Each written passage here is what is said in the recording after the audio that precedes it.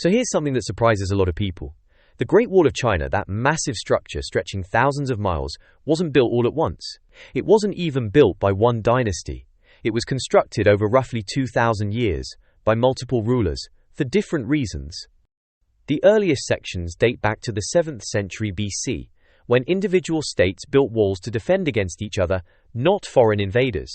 It wasn't until the Qin dynasty unified China around 221 BC that these separate walls were connected into a single defensive system. But even then, what the Qin built looked nothing like the wall we see in pictures today. The version most tourists visit was actually built during the Ming dynasty, roughly 600 years ago. The Ming invested heavily in stone and brick construction, watchtowers, and garrison stations. They were defending against Mongol invasions from the north, and they wanted something permanent.